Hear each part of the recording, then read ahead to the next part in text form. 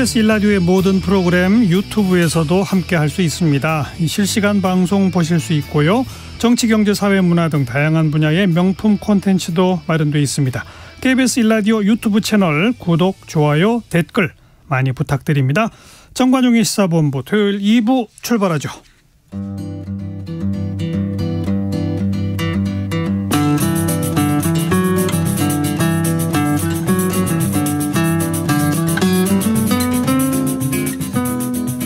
경제를 알면 세상이 보인다.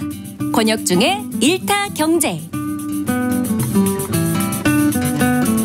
경제평론가 권혁중 씨, 어서 오십시오. 네, 안녕하십니까. 지난 26일 미국이 또 기준금리를 0.25%포인트 올렸네요. 네, 맞습니다. 베이비 스텝을 단행을 했고요. 시장에서는 이미 예상했던 바에서 이제 적응을 하고 있는데, 그래서 시장에서 가장 이제는 지금 이제 관심을 갖고 있는 게 미국 금리 인상을 넘어서 이제는 이제 우리나라에서 이제 어떻게 움직일 것인가, 이거에 대해서 이제는 가장 큰 관심을 갖고 있습니다. 일단 금통위 회의가 이제는 8월 24일 목요일에 이제 예정이 되어 있는데, 일단 아시겠지만 이번에 연준이 7월 26일에 현지 시각으로 금리를 인상을 단행을 했습니다. 그럼 그 다음번에 있는 우리 금통위 회의 8월 달에 과연 우리나라에서 금리를 올릴지 아니면 동결을 할지, 이게 지금 양분되어 있거든요. 그래서 이거에 따라서 또 많은 이슈들이 나올 것 같다라고 말씀을 드립니다. 먼저 미국이 이번에는 0.25%포인트 올렸는데 이제 앞으로는 안 올린다든지 앞으로는 내린다든지 그런 시그널이 나올까 기대했는데 그런 시그널이 없었죠. 맞습니다. 이게 가장 궁금한 게 그거였어요. 항상 이제 먼저 시장에서는 예측을 합니다. 그래서 이번에 베이비 스텝 단행하는 거는 이미 시장에서는 알고 있었고, 그 다음에 나오는 이제는 파월 의장의 목소리, 이게 이제 가장 궁금했는데, 이게 인상 그다음에 동결 가능성 동시에 좀 열어놨습니다. 어떤 목소리를 냈냐면 데이터가 뒷받침 되면 기준금리 9월 회의에서 다시 한번 올리는 것도 가능하고, 그러면서 똑같이 얘기했던 게 기준금리를 동결하는 것도 또한 가능하다, 이러면서 굉장히 모호한 입장을 밝혔거든요. 그러니까 그런 이유가 아직 인플레이션이 완벽하게 잡아가고 있지 않다라는 걸 이제는 반증을 했다라고 보시면 돼요. 왜냐하면 미국은요, 지금 이제 실업률이 3.6%입니다. 거의 반세기 만의 최저치거든요. 너무 부러워요, 솔직히 개인적으로는. 그러니까 사실 거의 완전 고용 상태라고 말할 정도로 사실 노동 시장이 굉장히 강세입니다. 그러면 다시 임금 상승률이 또 일어날 것이고, 이게 또 인플레이션을 더 압박할 수 있거든요. 그러니까 지금 인플레이션을 완벽하게 잡아가고 있다라고 보기는 어려워요. 그러다 보니까 연준 입장에서도 굉장히 조심스럽게 좀 이야기할 수밖에 없는 상황으로 이제 가고 있는 거죠. 네, 미국의 금리 추이를 전 세계가 주시하는 제일 큰 이유가 뭡니까? 일단 채권에 영향을 주게 될 수밖에 없어요. 우리나라로 좀 예를 들어보겠습니다. 미국이 이제 기준금리 인상을 하잖아요. 그럼 우리나라 신흥국 이런 채권에 대한 수요가 이제 감소가 돼요. 인기가 좀 떨어집니다. 당연히 이제 미국 채권 사러 가겠죠. 그럼 우리나라 입장에서 본다 그러면 은행 같은 경우에는 은행채 발행하는데 금융병이 많이 듭니다. 한마디로 이제는 말 그대로 이자를 더 많이 줘야 되는 부분이 있거든요. 그러다 보니까 사실 은행 입장에서는 코픽스를 또 자극하게 돼요. 그래서 코픽스 같은 경우에는 변동금리를 추종하게 됩니다. 그러니까 변동금리가 코픽스를 이제 추종하게 되는데, 코픽스가 올라간다 그러면 또 변동금리, 대출금리 또 올라가거든요. 그러니까 이게 우리 일상에 미치는 영향이 굉장히 커요. 그래서 이제는 미국의 이제는 기준금리 어떻게 될 것인가 라고 이제 볼 수밖에 없는 거죠. 지금 우리나라랑 미국과의 금리 차가 얼마죠? 지금 2%포인트까지 벌어졌습니다. 사상 최대죠? 사상 최대입니다. 이러면 우리 경제에 어떤 영향이 있는 거예요, 그러니까? 일단 일반적으로는 영향은요, 이렇게 보시면 돼요. 일단 우리가 돈을 가지고 있습니다. 당연한 얘기인데, 여러분 돈을 가지고 있으면 금리 많은 쪽으로 가잖아요, 사실. 그래서 당연히 외국 투자자들 봤을 때 야, 미국이 금리가 훨씬 더 높아. 그러면 돈 싸들고 우리나라 떠나고 미국으로 갑니다, 당연히. 그러다 보면은 당연히 우리나라에 워낙 약세가 일어나죠. 그럼 환율이 상승하게 돼요. 그럼 환율이 상승하면 또 우리나라에 무슨 일이 일어나느냐? 일단 수입 물가를 자극하게 됩니다. 우리는 더 많은 돈을 주고 또 들어와야 되잖아요. 그러면은 물가가 또 높아져요. 물가가 높아지면 한국은행에서 이거 통화량 갖고 또 금리를 또 높여야 된다, 이런 얘기가 또 나오거든요. 이 악순환이 되는 거예요. 그래서 이게 사실 이렇게 정말로 2%포인트는요, 역대 최대입니다. 그러니까 이런 환경이 없었어요. 그러니까요. 새로운 환경이에요, 진짜. 그래서 예. 어떻게 될지 모릅니다, 그거는. 근데 일단은 일반적으로 봤을 때 이런 이제 시그널로 이제 가게 되고, 그다음에 지금 저는 걱정하고 있는 게 우리나라의 이제 물가를 압박할 수 있는 요소가 굉장히 많이 남아 있어요. 일단은 유가입니다. 많은 분들이 그러실 거예요. 유가 안정되지 않았냐라고 보실 텐데. 최근에 또 오르잖아요. 또 올랐어요. 예. 이게 지난달에 이제 서부 텍사스유 같은 경우가 배럴당 60달러였는데 이번 달 들어서 80달러에 육박했습니다. 지금 오펙 플러스라든지 산유국의 감산 얘기가 나오다 보니까 예. 다시 또 오를 수밖에 없고, 또 하나가 뭐냐면 하나의 측면이 이제 기후 변화 때문에 농수산물이 지금 너무 오르고 있습니다. 이건 외국도 그렇고요. 국제 곡물 가격도 다시 한번 오르고 있고, 러시아 우크라이나 사태 때문에 그렇죠. 그다음에 또 하나가 뭐냐면 기후 변화 때문에 우리나라도 마찬가지죠. 폭우 때문에 채소값이 5배 정도 올랐거든요. 그래요. 엄청나게 지금 뭐 알겠습니다. 뛰고 있다라고 말씀을 드립니다. 아무튼 지금 이제 미국과의 금리 차가 2%가 된 게 사상 최초라고 네. 하는 얘기는, 그동안에는 미국이 올리면 그 금리 차를 좁히려고 우리도 계속 올렸다는 얘기 아닙니까? 맞습니다. 근데 최근에 우리는 안 올리면서 금리 격차가 벌어지는 거를 지켜보고 있잖아요. 네. 그 이유는 뭡니까? 이번에는 왜 다른 게 행동하는 거예요? 가계부채예요. 사실 이게 우리가 금리를 올려버리면 가계부채 이제 폭탄으로 돌아오거든요. 예. 지금 가계부채 아시겠지만 GDP 대비해서 가계부채 비율이 105%입니다. 한마디로 총생산보다 부채가 더 높아요, 우리나라가 지금. 그러다 보니까 사실 가계부채 문제로 인해서 금리를 만약에 올린다? 그럼 그 가계부채가 더더욱 쌓이겠죠? 계속적으로? 그러면 금리를 갚아내기 위해서 그러니까 많은 분들이 사실 조금 그 취약차주 중심을 어렵게 됩니다. 그래서 가계부채가 너무 높다 보니까 지금 1,062조 원이거든요. 그러니까 부담스러울 수밖에 없어요. 금리 높이는데. 예. 두 번째가 경기 침체예요. 지금 우리나라가 2분기 성장률이 0.6% 성장했다라고 발표를 했는데 소비, 투자, 수출 트리플 감소했습니다. 뭐 많은 분들 그러실 거예요.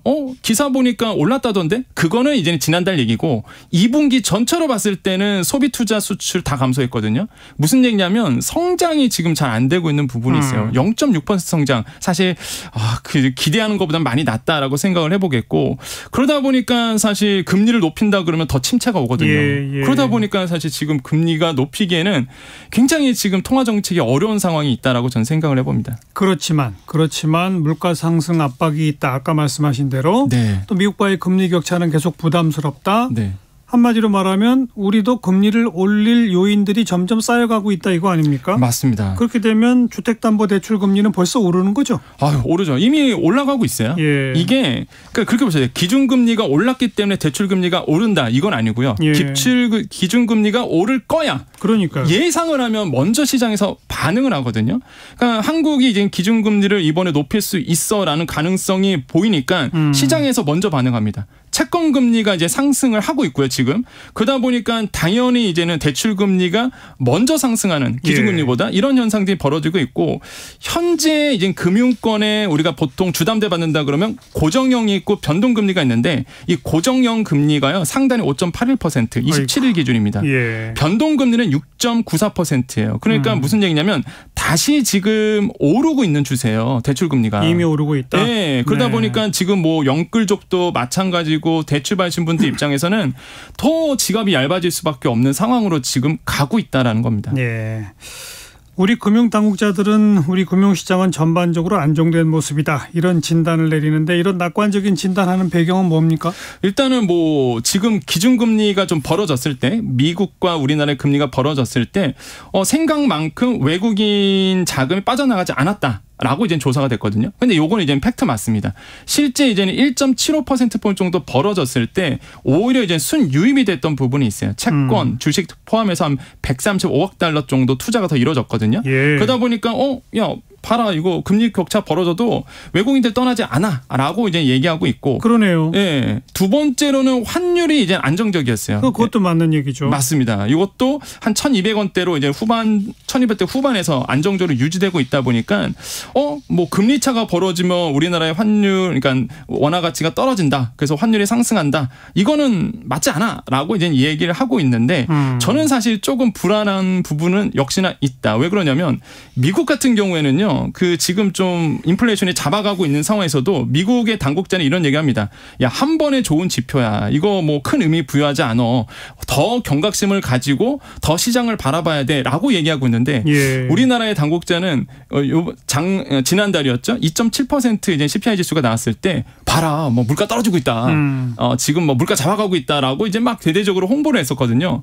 그러니까 약간의 시각의 차이가 좀 있는 것 같아요. 그래서 우리도 좀 더 경각심을 가져야 되지 않나 이런 저는 좀 생각을 해보거든요. 그러면 앞으로 어떤 대비가 필요한 겁니까? 일단은 지금 말씀드린 것처럼 이게 2%포인트 정도 벌어지는 거는요. 우리가 경험하지 못했던 환경입니다. 예. 그러면은 지금 상황을 본다 그러면 연내 금리 인하 기대감은 낮아져요. 그렇죠. 그렇게 된다 그러면 고금리 상태가 이어진다라고 모든 사람들에게 인식이 됩니다. 그렇죠. 그러면 취약계층이 문제예요. 이 취약계층이 더더욱 소비를 줄이게 되고요. 그다음에 이제 돈을 갖고 있는 분들도 돈을 줄이게 됩니다. 씀씀이가 줄어져요. 예. 소비가 위축이 됩니다. 그러면 가장 피해를 받는 게 소상공인분들이세요. 예. 근데 소상공인분들도 개인이거든요. 이분들이 다 개인 사업자가 많으세요. 그러면 이분들도 또 돈을 안 쓰기 시작합니다. 이게 악순환이 돼요. 소비가 위축이 되고 돈이 안 돌기 시작하고 이러면서 성장률이 떨어지게 되고 이러면서 이제 악순환이 되다 보니까 저는 그래서 생각하는 게 서민금융대책 한마디로 지금의 형태는 뭐냐면 빚을 내서 빚을 갚아라고 얘기하고 있는데 이게 아니라 재정을 어느 정도 좀 풀어줘야 된다고 보거든요. 예. 재정을 풀어서 일자리도 만들고 그다음에 재정을 풀어서 취약계층을 도와줘야 되는 부분. 두 번째로는 이제 소상공인 지원 대책이 절대적으로 필요하다. 그래서 이런 부분들이 조금 지금 시장에서 좀 나아져야 되지 않나라고 좀 아쉬움을 좀 생각을 해보겠습니다. 알겠습니다. 권혁중 경제평론가 고맙습니다. 네, 감사합니다.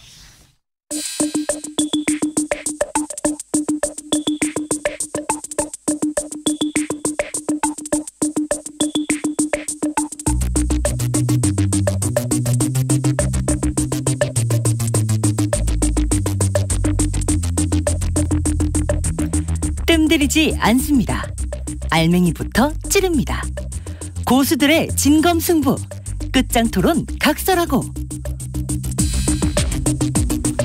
주요 정치 이슈들 거두절미하고 알맹이부터 끝까지 토론해보는 끝장토론 각설하고입니다. 시사평론가 이종훈 박사, 민주당 민주연구원 부원장 현근택 변호사 두 분 오늘도 나오셨어요. 어서 오십시오. 네, 안녕하세요. 자, 전반부 공통질문 이번 주에 뜬 인물, 진 인물. 먼저 뜬 인물 이종훈 박사 누굽니까? 네, 이상민 장관을 예. 이제 꼽지 않을 수 없을 것 같습니다. 예. 뭐 아시다시피 이제 그 탄핵 소추안 헌재에서 이제 기각이 되면서 이제 다시 복직을 좀 한 거죠. 예. 예.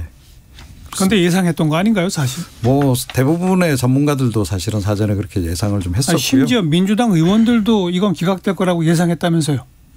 그렇죠. 왜냐하면 탄핵이라는 게 뭐 중대한 헌법 법률 위반이라 해야 되는데 그래서 이제 예전에 박근혜 전 대통령 탄핵 때도 보면 기소가 되면 그러니까 법원이 위법하다 아니다를 직접 판단하는 경우는 형사재판 절차 아니고는 잘 없거든요. 물론 헌법재판이 정치적인 건 있지만 최소한 뭐 기소가 되거나 이 정도 해야 이제 아마 법률 위반, 중대한 법률 위반이다 이렇게 보는 게 일반적인 법률가들의 상식입니다. 그래서 기각될 거라고 얘기가 되는데 민주당은 왜 탄핵을 했대요?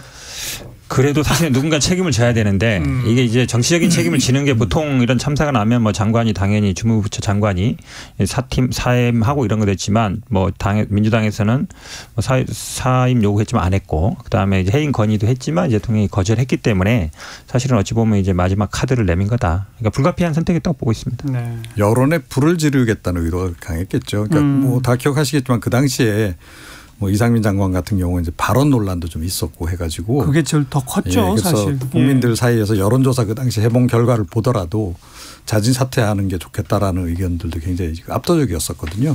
그래서 이제 그런 것과 연관지어서 뭐 대통령이 안 움직이는 상태에서 그냥 야당이 가만히 있을 수는 없었던 게 아닌가 이렇게 생각합니다. 알겠습니다.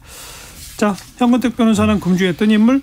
저는 이낙연 전 대표 꼽고 싶은데요. 사실은 이제 6월 24일 날 귀국하고 한 달 정도 이제 시간이 지나면서 어찌 보면 이제 이재명 대표와의 만남으로 일정은 다 이렇게 소화한 것 같습니다. 전임 대통령 5.18 이렇게 쭉 한 것 같아서 사실은 언제 만나느냐 굉장히 이제 논란이 많았고 수회로 이제 2번 정도 이제 연기됐다가 만났고 만난 다음에도 보면 아마 이제 본인이 하고 싶은 얘기 혁신이라든지 아니면 당내 뭐 분란을 일으키는 언행이라든지 이런 걸 좀 자제시켜야 된다 이런 얘기들을 한 거 보면 어쨌든 본인이 귀국 이후에 쭉 이제 잡았던 일정들을 마무리하신 것 같습니다. 네, 지금까지 보도된 바로는 일단 뭐 만남은 비공개로 진행이 됐는데 전해진 내용들은 이재명 대표는 이 윤 대통령 폭정에 맞서기 위해서 총선 승리해야 되고 그러면 당이 단합해야 한다는 얘기를 했다.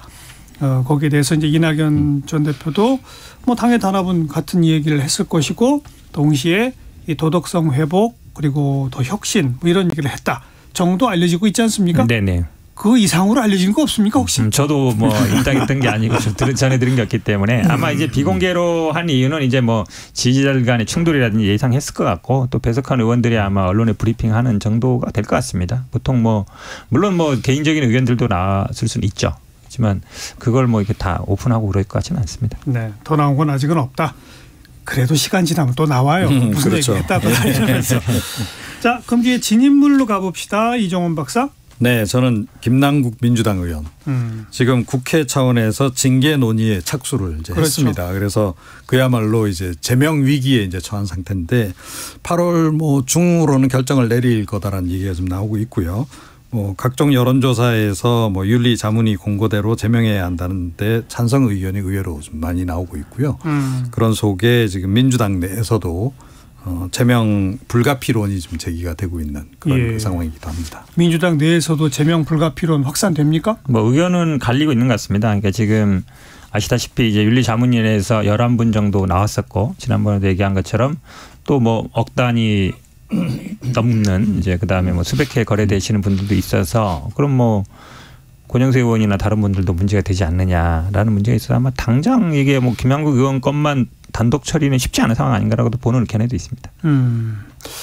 윤리위원회, 윤리자문위원회는 권고를 한 거고, 그죠? 네. 윤리위원회에서 어떤 결정을 내리면 그 결정이 제명일 경우에는 국회 표결로 들어가는 거죠? 네. 그래서 5분의 3 찬성을 얻어야 되는 거죠? 제적 3분의 2. 제적 3분의 2. 아, 제적 3분의 2. 네, 200명이 아니겠죠? 지금 199명인 것 같습니다. 네.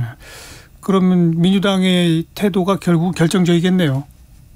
그러니까 본회의 간다 그러면 그럴 가능성이 그렇죠. 높죠. 네. 근데 아직 민주당 내에서는 소랑설레 중이다. 의견이 현재까지는 좀 갈리는 것 같습니다. 네. 뭐 그 정도 하고요. 자, 현건택 변호사는 금주의 진인물? 저는 홍준표 대구시장 예. 뽑았습니다. 사실은 이제 징계 예상할 때 다들 뭐 사과도 하고 수해도 가면은 감경해줄게 이러니까 이제 수해 복구 자원봉사도 가고 그래서 언론들도 뭐 한 3개월 다음 거 정도 이렇게 예상했던 것 같아요. 근데 이게 지금 뭐 밖으로 들리는 얘기하면 시작이 뭐 탈당 권유다까지 시작했다는 보도가 나오는 거 보면 이 과지역이란 말을 썼을 때 저는 그냥 내가 그냥 밑으로 그냥 기어간다는 생각만 했는데 그 위에 서 있는 사람이 누구냐, 누굴 지칭한 거냐 이제 그 해석이 아마 있었나 봐요. 그 위에 서 있는 불량배 건달 같은 사람이 뭐 용산에 있는 사람 아니냐 이제 이렇게 해석이 나오면서 그러면 결국은 윤심을 건드린 게 아니냐. 예전에 양두구육 얘기 나왔을 때도 1년이었거든요. 근데 양두구육은 동물을 비유한 건데 이거는 건달에 비유한 거잖아요. 그러면은 사실 더 세게 나오는 게 맞는 것 같았다는 논란들이 있었던 것 같아요. 그러니까 그래도 좀 10개월이 좀 약하게 해준 거다. 이 얘기 나온 거 보면 제가 아직 그쪽 분위기를 제대로 파악 못하고 있구나 이런 생각이 들어요. 네. 근데 이게 왜 10개월인지 굉장히 궁금하지 않으세요? 내년 총선 이후까지죠. 예. 이게 좀 나름 계산이 좀 깔려 있는 것 같아요. 그러니까 뭐 이 가능성이 반반이긴 한데 사실은 이제 홍준표 시장이 내년 총선에 국회의원 출마하려고 할지도 모른다는 얘기도 있었거든요. 어찌 됐건 그렇게 해서 당으로 복귀를 해서 본인이 이제 당권을 이제 다시 장악을 한다거나 그런 그림을 그릴 수도 있다라는 설이 일부에 있었는데 대구시장 2년도 안 하고 예, 뭐 약간 논란은 있겠죠. 그런데 궁극의 목표는 대구시장은 아니잖아요. 아시다시피. 물론 예. 예, 그래서 그런 얘기도 있었는데 일단 그거는 차단을 그렇죠. 한 거죠. 그 다음에 남는 건 이제 대권이 되는 건데 사실은 이번에 어쩌면 완전히 날려버리지 않을까 저는 그 생각도 좀 했었거든요. 그런데 그거 하기에는 조금 이번 건이 그렇게까지 가기는 좀 약했던 게 아닌가. 마음은 아마 상당히 심정적으로는 뭐 그 탈당 권유까지 나온 얘기가 나왔다는 거 들어보면 심정적으로는 그러고 싶은데 예, 차마 거기까지는 못 간 그런 그 상황이 아닌가 이렇게 생각합니다. 네, 뭐 그동안에 사사건건 대구시장으로 있으면서 중앙정치에 사사건건 발언을 해왔잖아요. 이제 좀 조용히 있어라 이 말인 거죠. 한마디로. 그렇죠. 한마디로 얘기하면 총선 때까지라는 개념도 있고 어쨌든 이제 대구에 그냥 가만히 계시면 가만히 있으면 안 건드릴게 뭐 이런 정도 차원인 것 같아요. 그러니까 이제 자꾸 이제 끼어들려고 하지 마라. 그러니까요. 예, 그게 제가 보기에는 대통령실이나 김기현 대표 입장에서도 뭐 별로 사이가 안 좋으시니까 두 분이.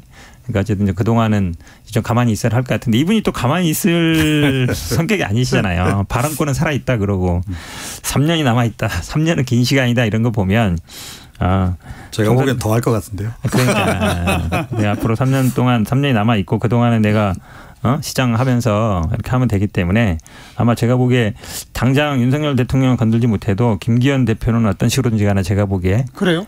시간 좀 조금만 지나면 아마 세게 아마 들어갈 것 같습니다. 저는 오히려 반대 생각인데요. 당원권 정지 상태이기 때문에 당내 문제는 언급을 안 하고 국정 전반에 대해서 언급하지 않을까요? 김재원 최고 보세요. 김재원 최고도 1년 정지됐는데 당내 문제 끊임없이 얘기하거든요.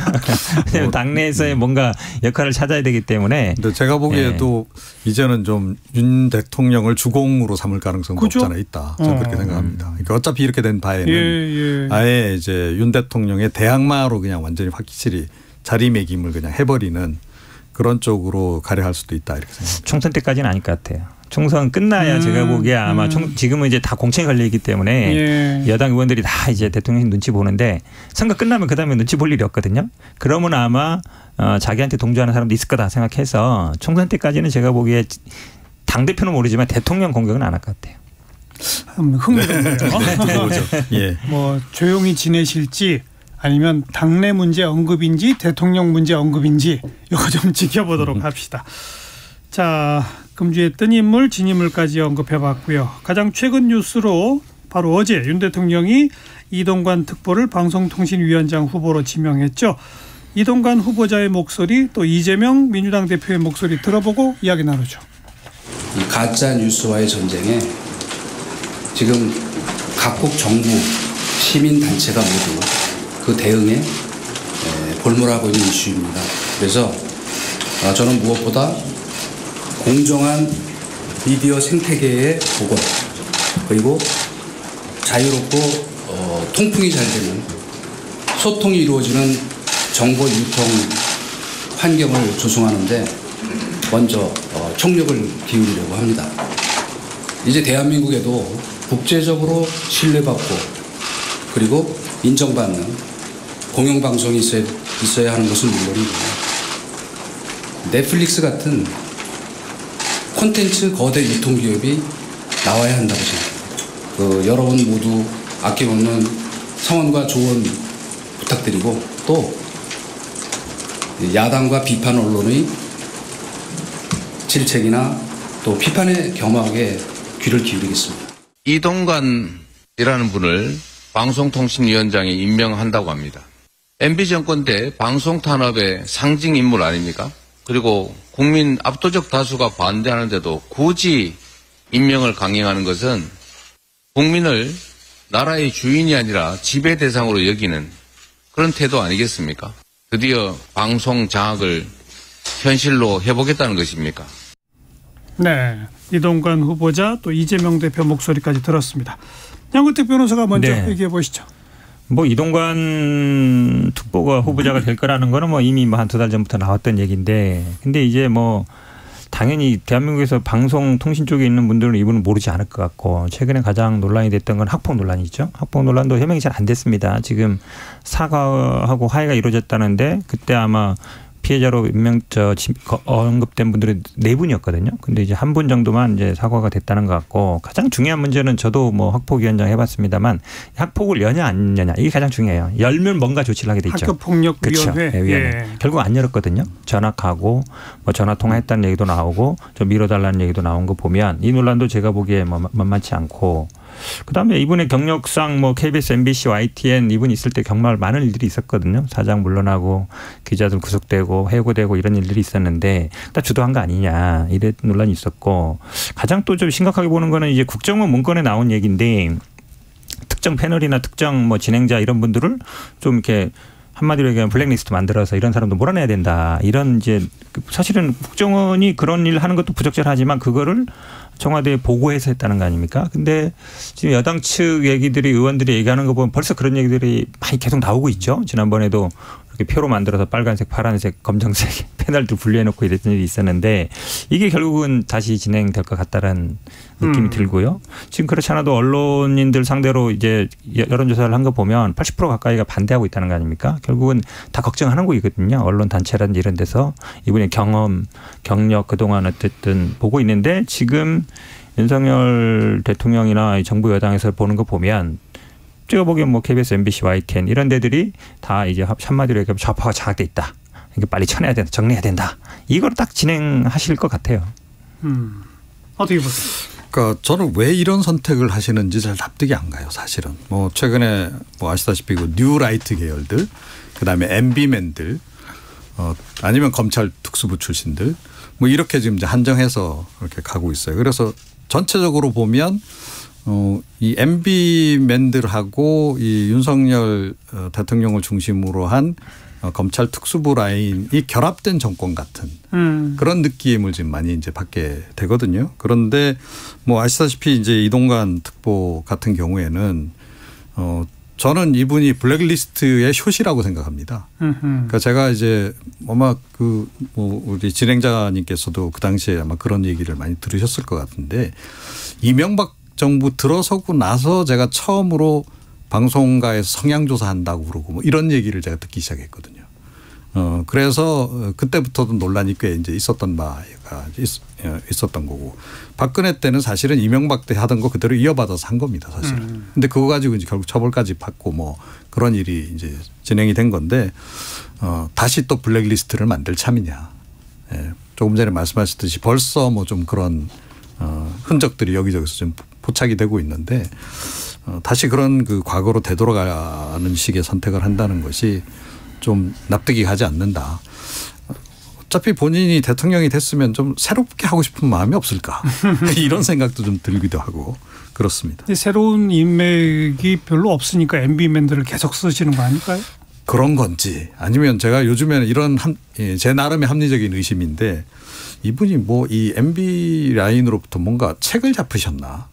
그러지 않고서는 이렇게까지 그 올드보이들을 굳이 이렇게 모셔서 이렇게 중책을 맡길 이유가 있을까 그런 생각까지 제가 뭐 주변에 다 그런 분들이기 때문에 그런 것 같은데 이제 방통위라는 게 아시겠지만 이제 정치적인 중립 독립성이 굉장히 중요합니다. 항상 강조되었던 분인데 우리 방통위법에도 보면 대통령직 인수위원하고 3년 동안 안 되게 돼 있어요. 그런데 이분이 대통령 물론 인수위원은 아니었습니다만 특보 역할을 했었고 예. 그런 규정을 둔 이유는 정치적으로 좀 중립되고 독립성이 보장돼야 된다는 거거든요. 근데 이분이 인수위 특보하다가 다시 바로 대통령 특보 갔는데 거기서 바로 이제 방통위원장 한다 그러면 방통위의 정치적 중립성 자체도 제가 보기에 거의 이제 무시하는 것이고 지금 말씀처럼 이분이 과거에 이제 MB 때 어쨌든 이런저런 이 방송 장악과 관련 논란이 됐던 분인데 지금 얘기하는 것도 보면 가짜뉴스 척결하겠다 이렇게 나오는 건데 그럼 가짜뉴스가 뭐냐. 결국은 지난번에 뭐 바이든 날리면 나왔을 때도 가짜뉴스다 얘기하고 양평 지금 고속도로 나왔을 때도 가짜뉴스라고 그 얘기하는 거거든요. 한마디로 얘기하면. 그러니까 그런 얘기들이 자꾸 불편한 얘기들이 언론과 방송에서 이런 시사 프로에서 자꾸 얘기하는 게 불편한 거예요. 저거 다 가짜뉴스다. 제가 보기에는 그렇게 몰아갈 가능성이 굉장히 높다고 봅니다. 조금 아까 현건택 변호사가 언급했던 그 국정원 문건 국정원이 이 뭐 방송 출연자들 성향 분류하고 등등이 이제 청와대 홍보수석실과의 교분 과정에서 이루어진 것이다라고 하는 식의 내용을 가담은 문건이라는 거 아닙니까? 그렇죠. 네. 근데 그 문건이 드러나게 된 게 윤석열 대통령이 중앙지검장 시절인가요? 맞습니다. 예. 그때 이제 수사를 했는데 물론 그때 당시에 이동관 아마 수석은 공소시효가 좀 지났다 그래서 처벌은 안 받은 것 같긴 한데. 아, 공소시효 문제였나요? 기소를 안 한 이유가? 저는 그렇게 기억하고 있습니다. 한번 찾아봐야 되긴 하는데 어쨌든 그 당시에 문제가 됐던 게 이게 결국은 국정원이 방송의 성향 그 나온 방송인들의 성향을 파악하느냐 문제도 있었고 그거를 대통령실에 보고한다. 예. 라는 것도 이제 두 가지 문제가 있는 것인데 근데 그런 걸 수사했던 분이 그 관련된 분을 이것도 임명한다. 근데 이게 이분만이 아니라 예전에도 보면 이런 경우가 되게 많았어요. 수사했던 분들 자기가 처벌했던 분들을 뭐 김태호 이런 분들도 보면 있고 그게 보면 제가 보기에 스스로 본인을 부정하는 게 아닌가 이런 생각이 들어요. 검사 시절 그렇죠. 단죄했던 내지는 단죄해야 했던 사람들을 지금 대통령에 대해서 중용하는 이거 말이죠. 그리고 가장 결정적으로요. 그러니까 이 윤석열 대통령이 박근혜 정부 시절에 좌천당하고 하잖아요. 이게 국정원 댓글 공작 사건 뭐 수사라든가 이런 것 때문에 그야말로 이제 위에 사람들 심기를 좀 불편하게 해가지고 결국 좌천당하고 그랬던 거 아니에요. 이 국정원의 언론 파악 성향 파악 댓글 공작 이게 사실은 다 연결이 돼 있는 겁니다. 그러니까 전반적으로 하여튼 이 일반 방송 또 인터넷 상에서 자기네들이 보기에 가짜 뉴스라고 생각되는 것에 대한 대응을 하는 과정에서 쫙 이런 게 진행이 이제 되는 건데 아시다시피 그렇게 해서 본인이 좌천까지 당한 그런 과거가 있는데 그러니까 굉장히 역설적이죠. 뭔가 개인적 인연이 또 있는 거 아닐까요? 좀 오히려 저는 이런 생각이 좀 들어요. 최근에 윤 대통령이 굉장히 최근 들어서 보면 약간 극우 성향적인 걸 많이 보이잖아요. 그럼 볼 때마다 이분이 이럴 거면 박근혜 때 차라리 잘 나가시지. 왜 그때 그렇게 좌천을 자초하셨을까.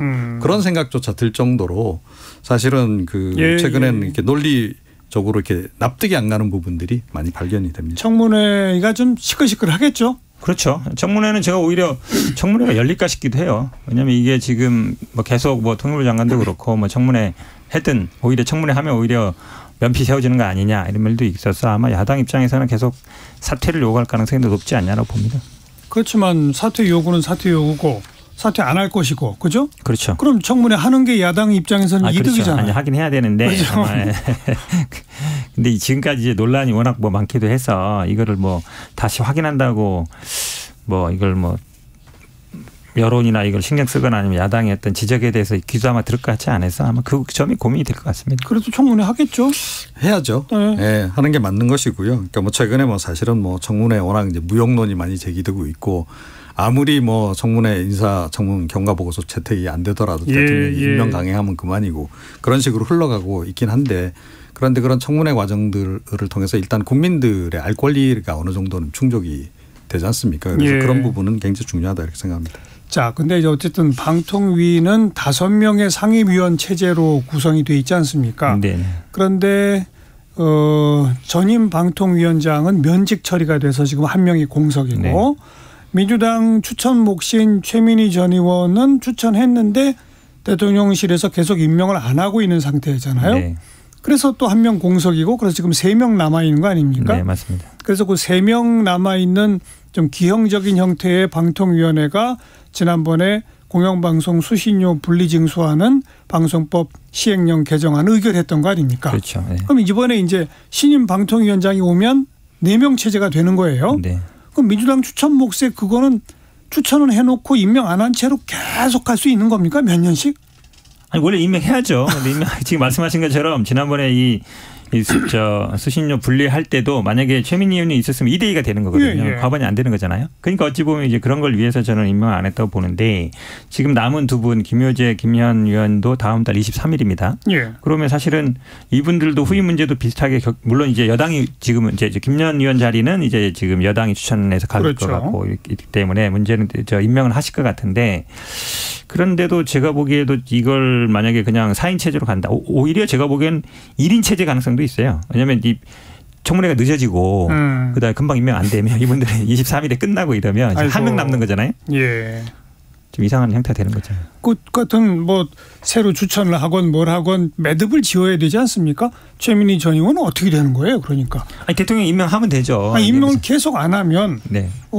법률적으로 이러이러해서 도저히 임명을 할 수 없으니 민주당 재추천해 주세요라고 하든지 그것도 아닌 상태 아닌가요 지금? 한마디로 얘기하면 마음에 안 든다 이거죠. 마음에 안 든다는 건데. 그러니까 그야말로 대화가 필요한데 지금 대화를 할 마음이 전혀 없고 일단 대통령실에서 그리고 이 상태로 그냥 가도 별로 아쉬울 게 없다 이 생각을 지금 하는 겁니다. 아쉬울 게 없는 게 아니라 이득이죠. 네, 그렇죠. 이제 그런 거고 그래서 이 부분은 민주당이 빨리 좀 이 전략적 판단을 좀 내려서 다른 사람을 추천하든지 그런 식으로 대응을 차라리 하는 게 낫지 않을까 저는 그렇게 생각을 합니다. 그 이제 바라는 바죠 지금 대통령실에서 그러기를 다른 사람 추천해 주기를 바라는 바다. 그러겠죠 당연히. 더 대통령실에서 대학이 좀 엄격한 그런 분을 추천할 수도 있는 거 아닌가요? 야당 쪽에서? 네. 아니 뭐 이제 이동관 위원장이 만약 임명이 되고 뭐 다 또 여당 쪽에서 추천하고 그러면 어쨌든 여대 야의 비율이 3대 2의 구도를 갖게 되는 거 아닙니까? 그렇죠. 예. 어차피 야당 입장에서는 소수가 되는 거잖아요. 앞으로는. 그래서 계속 그 추천 안 하고 있을 수도 있을까요?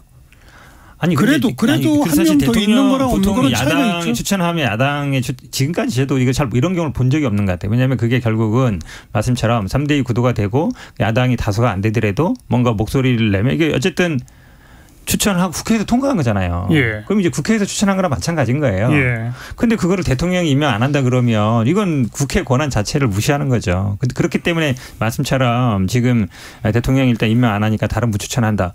그럼 뭐 그분 또 임명 안 하면 어떻게 해요?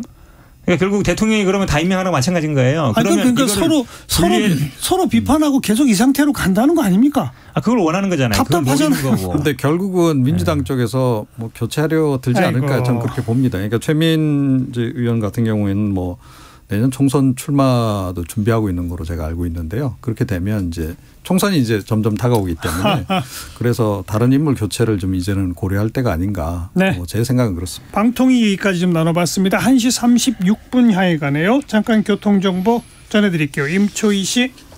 네, 이 시각 교통정보입니다. 고속도로 지방방향 정체 절정은 지났지만 교통량이 많은 휴가철인 만큼 여전히 정체가 평소 주말보다는 심한 편입니다. 지금 요금소 기준으로 서울에서 강릉까지는 3시간 40분, 또 서울에서 부산까지는 5시간 30분 소요되고 있습니다.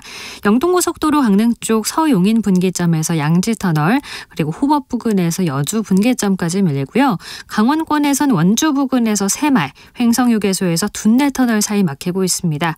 사실 동도내 하이패스와 면원에서 봉평터널 사이 답답하고요. 경부고속도로 부산 방향은 한남에서 서초, 신갈에서 수원, 또 남사 부근에서 밀립니다. 더 가서는 망향휴게소에서 천안 분기점까지 10km 구간 막히고요. 다시 천안 휴게소부터 남이 분기점까지는 20km 구간 넘게 정체가 이어지고 있습니다. 대전에서 비룡 분기점 사이 제속도 못 내고요. 논산 천안고속도로 논산 쪽 천안 분기점부터 차량터널까지는 길게 정체입니다. 정안휴게소에서 정안교 쪽으로도 2km 구간 속도 떨어집니다. KBS 교통정보센터에서 임초희였습니다.